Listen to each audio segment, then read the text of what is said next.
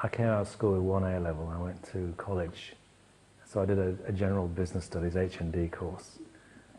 But I knew I didn't want to be a businessman. I always felt myself as a sort of creative person in the main and an entrepreneur. I always liked doing my own thing.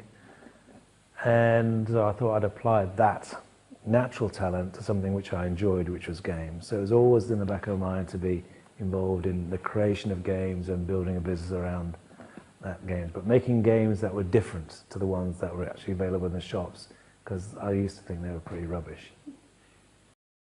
My first break, I guess it was signing up Dungeons & Dragons. Steve Jackson, my high school friend, started a company called Games Workshop in 1975, and we were running it out of our flats, and we started a little newsletter called Alan Weird, so we sent it to everybody we knew in games, and one of the recipients was Gary Gygax, and he just invented Dungeons & Dragons, and he sent us a copy.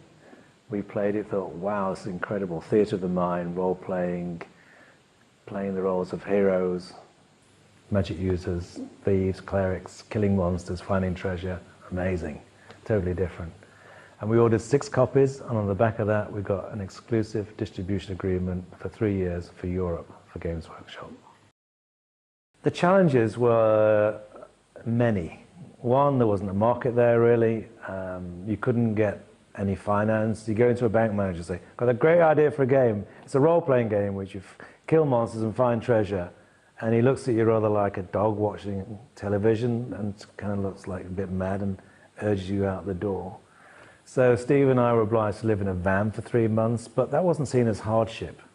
That was all part of the fun of it because you were doing your own thing.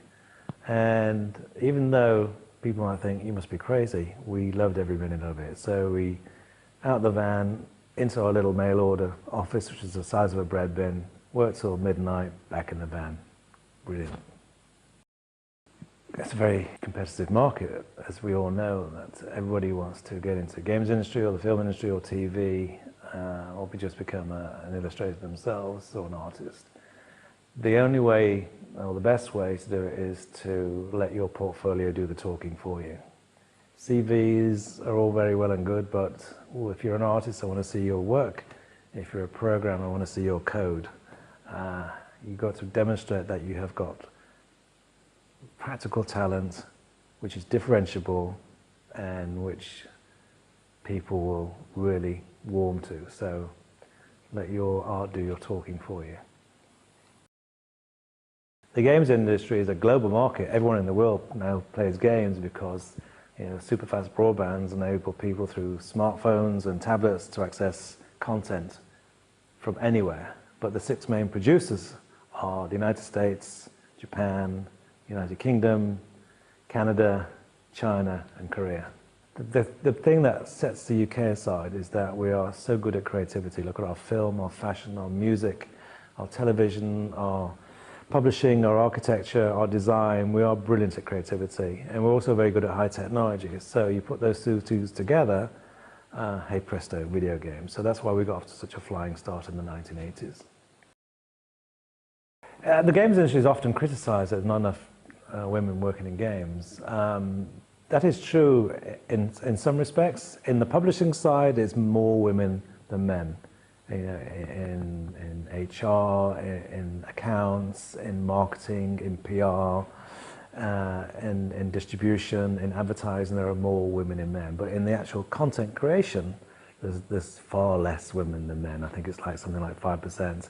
And that needs to be addressed. Now, it's not the fault of the game industry, because we will take talent, whether it's male or female, young and old. We are absolutely determined to get the right people because we're creating content for everybody, young and old, male and female. Therefore, we need anyone to create that content. It's just that the digital skills that were taught have been largely ignored by women because they haven't been exciting enough. Now, one thing that I've been trying to do is to get the government to put computer science into the curriculum to ensure that we get kids coding rather than being users of technologies to be makers of technology. And I think creating content, coding, appeals to both men and women. So I think over time you'll see a lot more women entering the creative side of content, which is great.